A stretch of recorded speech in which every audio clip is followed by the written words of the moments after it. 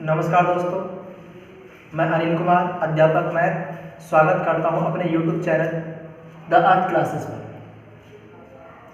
ये हमने एक ऐसा प्लेटफॉर्म बनाया है कि जिससे आपको सभी क्लासेस उपलब्ध हो, मेनली बोर्ड क्लासेस।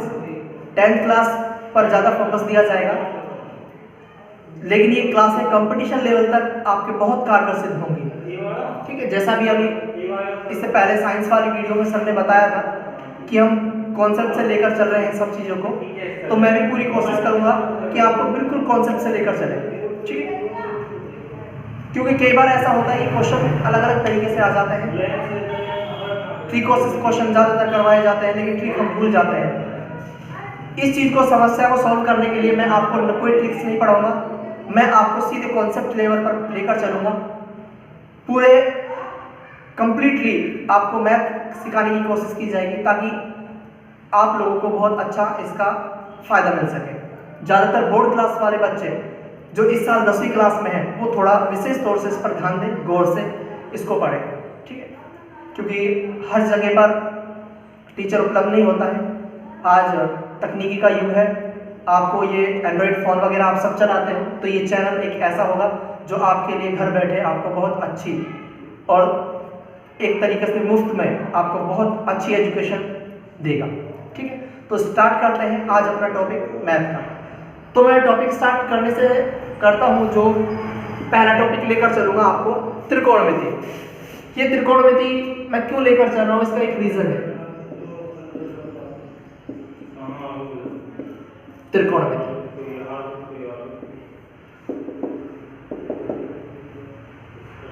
बहुत सारे बच्चे ये कहते हैं कि सर त्रिकोणमिति समझ में नहीं आती है ना, थीटा वगैरह, साइन थीटा, ये किस तरीके से सिद्ध होता है, कैसे करते हैं, कोई इस चीज़ समझ में नहीं आ रही सर। ऐसे जाती है सर, से ऊपर से जाती है। ठीक,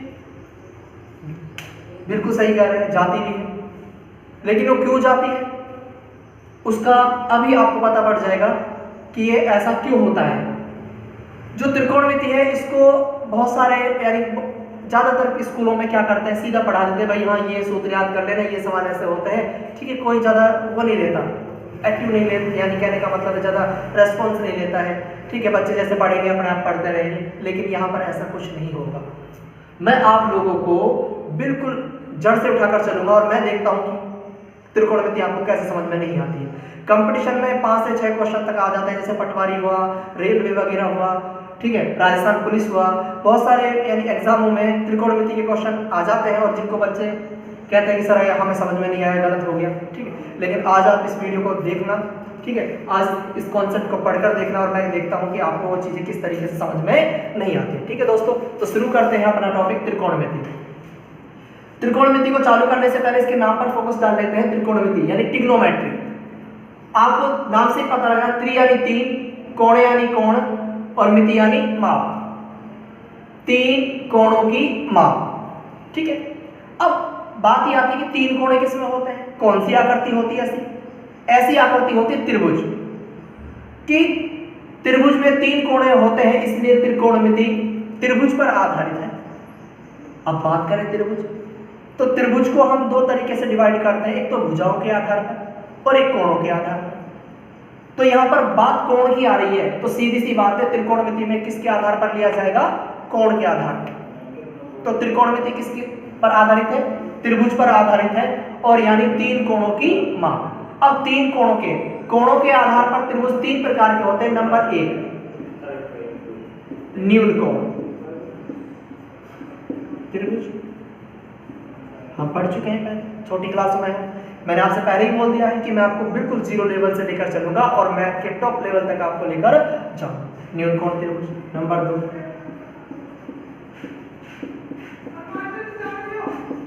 समकोण त्रिभुज और नंबर 3 अधिक कोण त्रिभुज। ठीक है दोस्तों, अधिक कोण त्रिभुज। ये 3 त्रिभुज हो गए हमारे पास, किसके आधार पर, कोण के आधार पर। अब बात करते हैं न्यून कोण त्रिभुज क्या होता है। आप सब जानते हैं, बिल्कुल सही, वह त्रिभुज जिसका प्रत्येक कोण कितने से कम, 90 डिग्री से कम। समकोण वह त्रिभुज जिसका एक कोण 90 डिग्री के बराबर और अधिक कोण, वह त्रिभुज जिसका एक कोण 90 डिग्री से ज्यादा वे 180 डिग्री से क्या हो, कम हो। पढ़ चुके हैं छोटी क्लासों में, छठी सातवीं आठवीं स्टार्ट से हमें ये चीजें सारी पढ़ाई जाती हैं कि त्रिभुज भुजाओं के आधार पर समबाहु, समद्विबाहु और विषमबाहु। लेकिन हम त्रिकोणमिति में बात कर रहे हैं तो त्रि यानी तीन, कोण यानी कोणमिति यानी माप, ठीक है। तो त्रिकोणमिति त्रिभुज पर आधारित है, तो कोण के आधार पर त्रिभुज तीन प्रकार के होते हैं, न्यून कोण त्रिभुज, समकोण त्रिभुज और अधिक कोण त्रिभुज।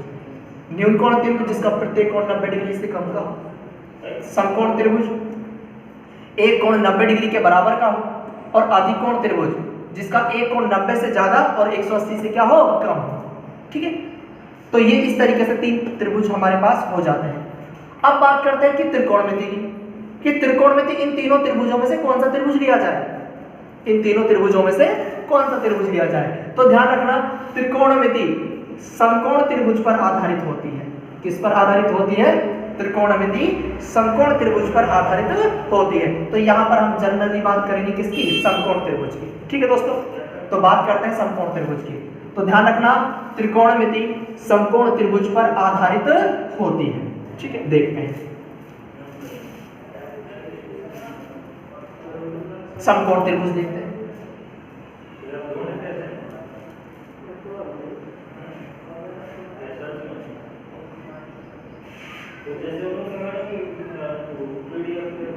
ए, बी और सी, ये कोण बना दिया 90 डिग्री का, तो ये समकोण त्रिभुज हो गया। वह त्रिभुज जिसका एक कोण 90 डिग्री के बराबर हो, समकोण त्रिभुज होता है, ठीक है। अब ध्यान रखना, त्रिकोणमिति में जब इसको पढ़ते हैं, एकमात्र त्रिभुज यही एक ऐसा है जिसकी भुजाओं को हम कुछ ना कुछ नाम देते हैं। तो ध्यान रखना, 90 डिग्री के सामने वाली भुजा को हम कहते हैं कर्ण, ये फिक्स होती है, ठीक है, कर्ण, जो सबसे बड़ी भुजा होती है,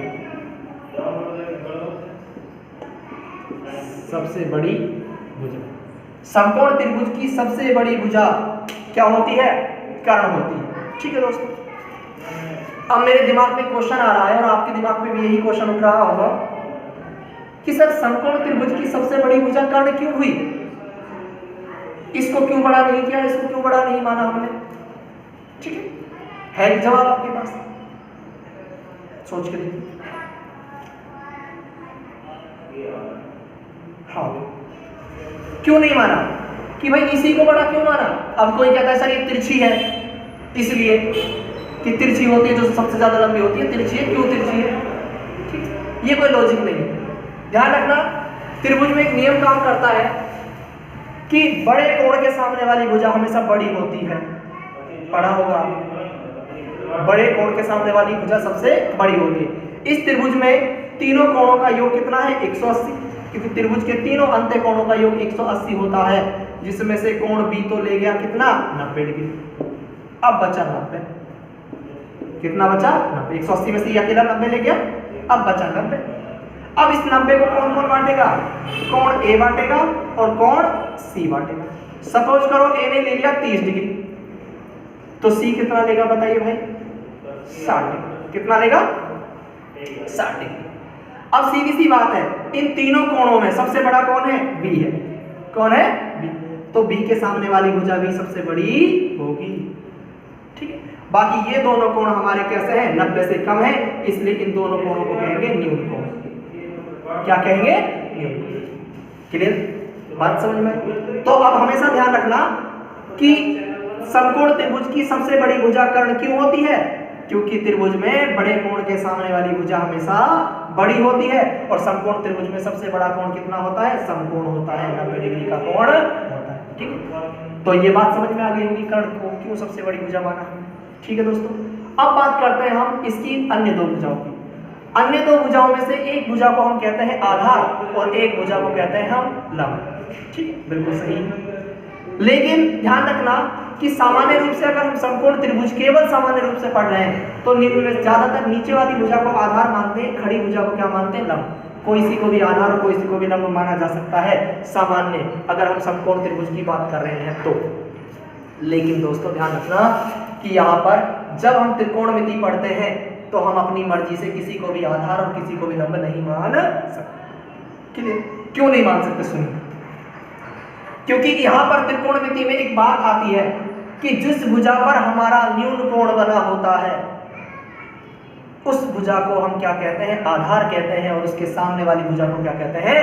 लंब कहते हैं। ठीक है दोस्तों, अब हमारे पास बात करते हैं कि किस भुजा पर न्यून कोण। तो आप मुझे बताओगे यहाँ पर हमारे पास न्यून कोण कौन कौन सा है? दो न्यून कोण है, एक न्यून कोण सी है और एक न्यून कोण क्या है? ए। क्यों है ये न्यून कोण? ध्यान से मैंने आपको अभी बताया था कि त्रिभुज में, समकोण त्रिभुज में एक कोण 90 का, तो ये हो गया कोण भी। अब 180 में से 90 तो ये ले गया, बचा कितना? 90। उस 90 को ये दोनों बांटेंगे तो दोनों कोण 90 से कम हो जाएंगे, और जो कोण 90 से कम हो जाता है उसे हम क्या कहते हैं? न्यून कोण कहते हैं। ठीक है, तो सीधी सी बात है, हमारे पास दो न्यून कोण हो गए, एक तो कोण सी और एक कोण ए।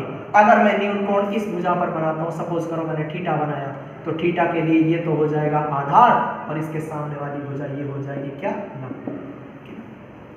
अगर मैं इस वाले कोण को लेकर चलता हूं, कोण ए पर न्यून कोण मानता हूं, तो इसके लिए जैसे ये मान लिया मैंने फाई, तो फाई के लिए ये तो हो जाएगा आधार, और इसके लिए सामने वाली भुजा हो जाएगी लंब। बात बताइए दोस्तों, समझ में आई या नहीं? क्लियर? अब आपको पता लग गया है कि ये जो आधार और लंब किस पर डिपेंड करते हैं? न्यून कोण पर डिपेंड करते हैं, कि जिस भुजा पर हमारा न्यून कोण बना होगा वह हमारा आधार होगा, और उसके सामने वाली भुजा हमारी क्या होगी? लंब होगी। तो बात करते हैं किसके लिए?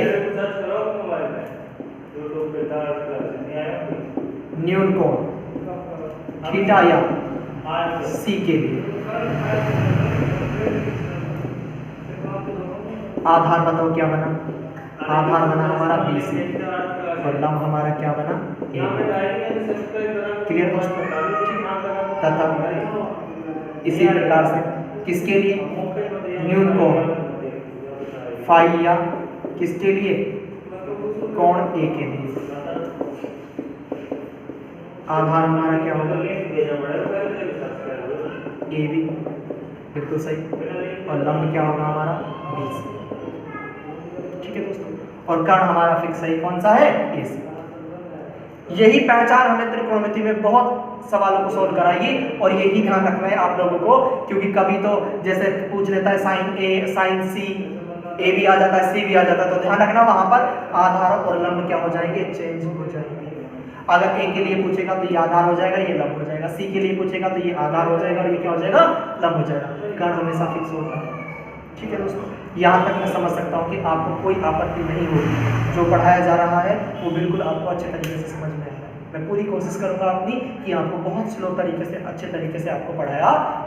ठीक है, आप चाहो तो इसमें स्क्रीनशॉट ले सकते हो, क्योंकि ये आपके नोट्स तैयार हो रहे हैं। आप चाहो तो इसको किस में ऐड कर सकते हो? अपनी नोटबुक में ऐड कर सकते हो। ठीक है दोस्तों,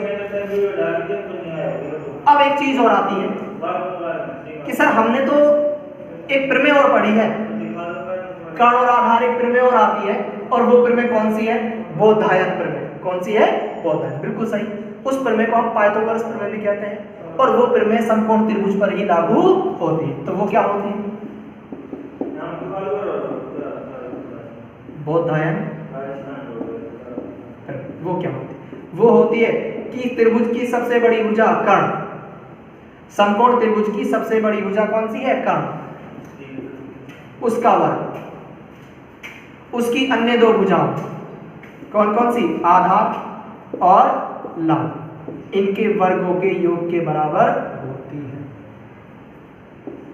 कर्ण स्क्वायर बराबर आधार स्क्वायर प्लस लंब स्क्वायर। आप इसको लंब स्क्वायर प्लस आधार स्क्वायर भी लिख सकते हो। ठीक है, क्योंकि प्लस करने पर कोई फर्क नहीं पड़ता है। आगे बस पर ये ध्यान रखना कि कर्ण का जो वर्ग होता है उसकी अन्य दो भुजाओं के वर्गों के योग के बराबर होता है। अब देखो, अगर मुझे इससे आधार का सूत्र निकालना है तो आधार स्क्वायर बराबर ये प्लस का इधर आएगा तो किसका हो जाएगा? माइनस का। कर्ण स्क्वायर माइनस लंब स्क्वायर। अगर मुझे लंब का निकालना है तो कर्ण स्क्वायर माइनस आधार स्क्वायर। ठीक है, लास्ट में ये को सॉल्व करेंगे तो स्क्वायर को हटाकर क्या लगा देंगे? रूट लगा देंगे, और अंडर रूट निकालने पर उनका आंसर आ जाएगा। हम समकोण त्रिभुज की कोई सी भी भुजा याद कर सकते हैं। ठीक, तो मैं समझ सकता हूँ कि ये बात आपको यहाँ तक समझ में आई। ठीक है। अब मैं आपको एक क्वेश्चन देता हूँ, ठीक है, एक चित्र बनाता हूँ और आप मुझे बताओगे कि आप उसमें कौन सा लम्ब है, कौन सा कण है, कौन सा।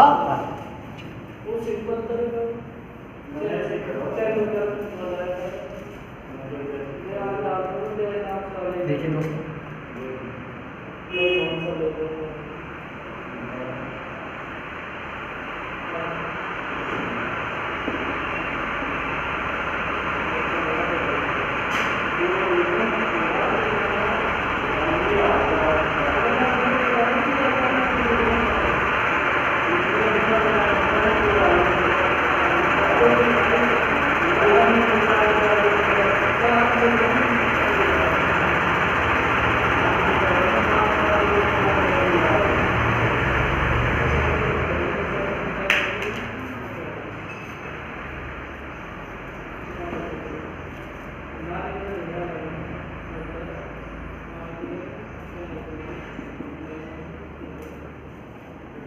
ठीक है दोस्तों, अब मैं आपसे पूछता हूँ, तो इसके लिए आप आधार बताइए। आपको पता लगा है कि निशान इस पर लगाया जा रहा है, तो इसके लिए आधार तो हो जाएगा ये वाला, ये आधार हो जाएगा और ये क्या हो जाएगा, लंब हो जाएगा।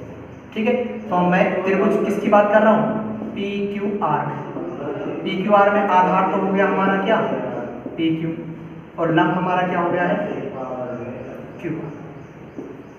ठीक है, इसमें बात करें तो इसमें किसके लिए पूछ रहा है, ए के लिए। किसके लिए पूछ रहा है, ए के लिए। तो आधार कितने का हो जाएगा, त्रिभुज बी सी ए में, बी सी और ए में आधार हमारा क्या है,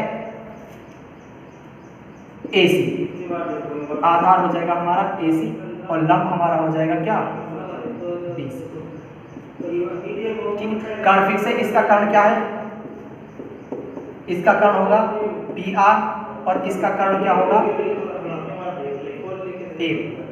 बात समझ रहे हैं दोस्तों। तो आपको पता लग गया होगा कि किस चीज पर डिपेंड करता है, कि जिस भुजा पर हमारा न्यून कोण बना होता है वह हमारी आधार होती है और वह हमारा क्या होता है, लंब।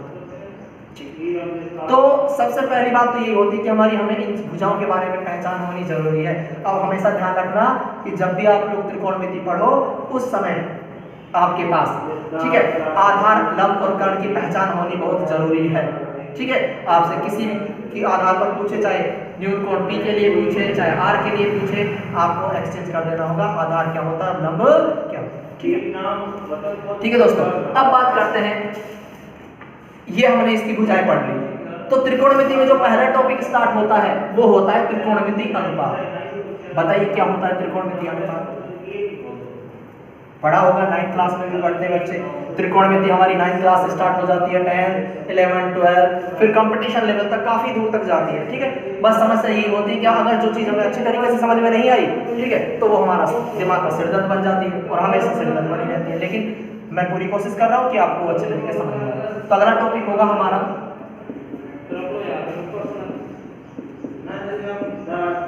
त्रिकोणमिति अनुपात। ये क्या है, ठीक है, तो इसमें सुनिए, समकोण त्रिभुज की, समकोण, क्योंकि बात हम समकोण त्रिभुज पर ही पढ़ेंगे त्रिकोणमिति को, तो समकोण त्रिभुज की किन्हीं, किन्हीं का मतलब कोई भी, किन्हीं दो भुजाओं का अनुपात क्या कहलाता है, त्रिकोणमिति अनुपात कहलाता है। समकोण त्रिभुज की किन्हीं दो भुजाओं का अनुपात त्रिकोणमिति अनुपात कहलाता है।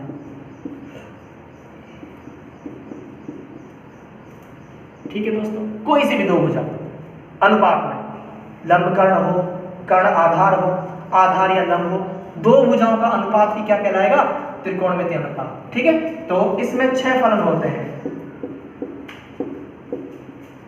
इसमें कितने फलन होते हैं, 6 फलन। कि किन कौन कौन सी भुजाओं के आते हैं, इसमें 6 फलन होते हैं। कौन कौन सा, साइन थीटा, थीटा में इसलिए रख रहा हूं क्योंकि न्यून कोण, ज्यादातर हम न्यून कोण को थीटा से प्रेजेंट करते हैं, इसलिए sine theta, cos theta, tan theta, cot theta, sec theta और कोसेक थीटा। ठीक है, ये 6 फलन होते हैं। अब हमें ये देखना है कि इन 6 फलनों में किन भुजाओं का अनुपात लिया जाएगा। ठीक ठीक है, तो आता है त्रिकोणमितीय अनुपात, आता है त्रिकोणमितीय अनुपात। अब उसे निकालेंगे कि साइन के लिए क्या है, कोस के लिए क्या है। ठीक है, तो आप इसका स्क्रीनशॉट ले सकते हो या फिर अपने नोटबुक में डाल सकते हो। ठीक है, अब देखिए हमें त्रिकोणमितीय अनुपात की कौन कौन सी भुजाओं का अनुपात दिया जाए। तो इन 6 फलनों के लिए मैं आपको डायग्राम बताता हूं, आप उससे इसकी सभी भुजाओं, यानी कहने का मतलब है सभी फलनों का अनुपात आप निकाल सकते हो। देखिए मैं आपको इसकी भुजाओं का निकालता हूं, हमने पढ़ भी रखा है, लाल बटे कक्का या लाल बटे के अग्रवाल, कोई भी तरीके से हम नाम दे सकते हैं। ठीक है, वो केवल ये कोई नाम नहीं, केवल याद करने के लिए तरीका है। ठीक है, तो पहला जो पढ़ेंगे क्या पढ़ेंगे, साइन थीटा, उसके बाद पढ़ेंगे कोस थीटा, इसके बाद पढ़ेंगे टेन थीटा, फिर पढ़ेंगे हम कोट थीटा, फिर हम पढ़ेंगे सेक थीटा और फिर पढ़ेंगे हम कोसेक थीटा। ठीक है, अनुपात देखिए फिर से सुन लीजिए, लाल बटे कक्का यानी लाल बटे कक्का, तो देखिए इसको मैंने 3 भागों में डिवाइड कर लिया है। ऊपर से चल रहा है sign theta, cos theta, tan theta, फिर इधर से आगे कोट, सेक और कोसेक, 6 फलन हो गए। अब हमें ये देखना है कि साइन में देखो, जब हम ऊपर वाले तीनों को पढ़ते हैं तो ऊपर से कहां पढ़ते हैं, नीचे, और नीचे वालों को पढ़ते हैं तो नीचे से क्या पढ़ते हैं, ऊपर। तो अब आपको पता लग गया होगा कि साइन थीटा में कौन सी भुजा का अनुपात आता है, लंब बटा कर्ण। ठीक है, तो मैंने अभी आपको बताया था त्रिकोणमितीय अनुपात, समकोण त्रिभुज की किन्हीं 2 भुजाओं के अनुपात को क्या कहा जाता है, त्रिकोणमितीय अनुपात कहा जाता है, जिसमें हमें क्या लेना है, सबसे पहले साइन, कितने फलन होते हैं, 6। पहला फलन ले रहे हैं साइन थीटा, तो साइन में कौन सी भुजाओं का अनुपात आता है, लंब बटा कर्ण, कोस में आधार बटा कर्ण, टेन में लंब बटे आधार, बात करते कोट की, आधार बटे लंब, सेक की कर्ण बटे आधार, कोसेक की कर्ण बटा। ठीक है, तो इस डायग्राम को इस तरीके से जाना और ऐसे पलट कर आ जाना है। ध्यान रखना, साइन कोस टेन, उसके बाद कोट, सेक और कोसेक, इसी क्रम में आपको इन चीजों को क्या करना होगा, नोट करना होगा। ठीक है, तो ये आपको अब पता लग गया है कि समकोण त्रिभुज में किस भुजा में कौन सा अनुपात आता है। ठीक है, तो इस पर आधारित मैं कुछ क्वेश्चन भी आपको कराऊंगा।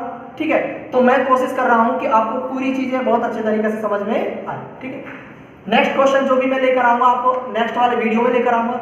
ठीक है, आपको त्रिकोणमिति से संबंधित बहुत सारे सूत्र हैं, मैं कोशिश करूंगा कि उनको एक्सप्लेन भी किया जाए। वैसे ज्यादातर उनकी जरूरत नहीं पड़ती है, लेकिन फिर वो डायरेक्ट लगाने पड़ते हैं, फिर भी उनको एक्सप्लेन कर कर मैं आपको यहाँ पर बताऊंगा। लेकिन जहां तक मैंने पढ़ा दिया है यहाँ तक मैं सबसे पहले आपको क्वेश्चन सोल्व कराऊंगा। ठीक है, तो मिलते हैं नेक्स्ट वाले वीडियो में। ये आप स्क्रीनशॉट ले सकते हो, उतार सकते हो। मैं पूरी कोशिश करूंगा कि आप लोगों को बेस्ट दिया जाए। ठीक है, अच्छा दिया जाए, जितना हमारे पास ज्ञान है हम कोशिश करेंगे वो आप सबको उपलब्ध कराया जाए। ठीक है, अगर आपको ये वीडियो अच्छा लग रहा है तो प्लीज़ इसको सब्सक्राइब करें। ठीक है, लाइक करें और शेयर करना ना भूलें, अपने दोस्तों से कहें, क्योंकि आपको दूर दूर तक आपके दोस्त हैं, यार हैं जो सारी क्लासों में होंगे, सबको फायदा मिले, हम पूरी कोशिश यही करते हैं। ठीक है, तो नमस्कार दोस्तों, धन्यवाद, जय हिंद।